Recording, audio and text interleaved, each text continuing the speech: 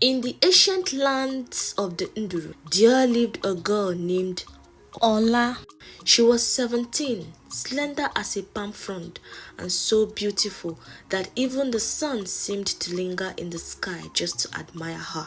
But despite her beauty, Ola was the daughter of a poor farmer Obidi, with only the earth beneath her feet and the sky above as her inheritance.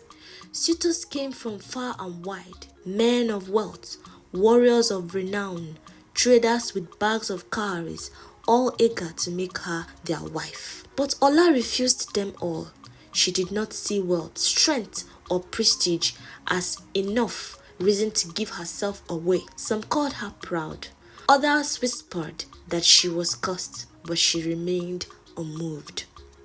Then, one day, a suitor unlike any other appeared in her father's compound. He was tall, his skin smooth like the bark of an odala tree, his teeth white like fresh coconut flesh, his voice deep like the rumbling of thunders before the rain. He was dressed in the finest woven fabric, his arm adorned with ivory bangles, and around his waist jingled a belt of precious stones.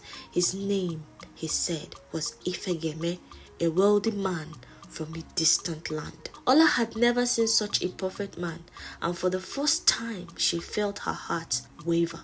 Her father, who had prayed for her to accept a husband, eagerly agreed to the marriage, and preparation began at once. The wedding was grand, drummers played, women danced, and the village celebrated. Ola's beauty shone even brighter, and her new husband stood by her, smiling, though some who looked at him closely said his smile never quite reached his eyes. When the sun set, it was time for Ola to leave with her husband. The villagers waved as they departed, watching as the new couple and Ifegeme entourage disappeared into the night. But instead of taking the path leading to his supposed village, Ifegame led Ola into a thick forest where the trees stood tall like silent sentinels. The deeper they went, the darker the air became, and the more the night seemed to hum with an airy presence. Ola's heart pounded. "Where are we going?" she asked. He smiled. "Home." But as they walked further, something strange began to happen. One of the men in his entourage stopped and removed his arm, handing it before vanishing into the darkness. Another removed his legs, and yet another peeled off his face like one peels a yam. With each step, the handsome men dissolved into nothingness, their borrowed body parts returning to the unseen. Ola's breath quickened as she turned to her husband, only to see him unravel before her very eyes. The smooth skin was shedding, revealing decayed flesh. The bright eyes sunk into hollow sockets. His once perfect hands withered into bones. Terror, sister. Her husband was no man. He was a ghost, a spirit who had borrowed the beauty of many to deceive her. Ola screamed, but the trees swallowed her cries.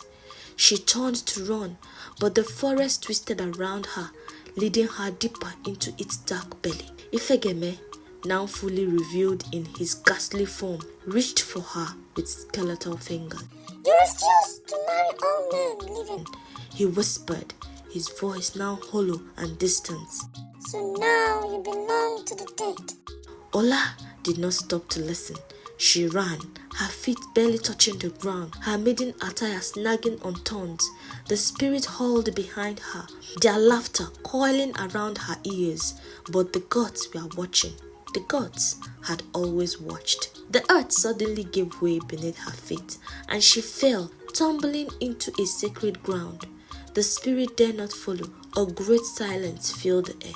A moment later, an old woman stepped out of the shadow. She was a priestess, the goddess of the earth. She looked at Ola and smiled.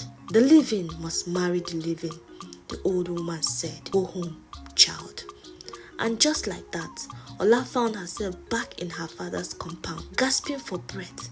the scent of the forest still clinging to her skin. The villagers were shocked to see her, for they had thought she was gone forever. From that day on, Ola never refused another suitor, but she also never chose in haste, for she had learned that not all beauty is what it seems, and that even the dead can wear borrowed faces. If you enjoyed my video, please subscribe to my YouTube channel, put on the notification button, and await more interesting stories from Nelojosh. Thank you and bye.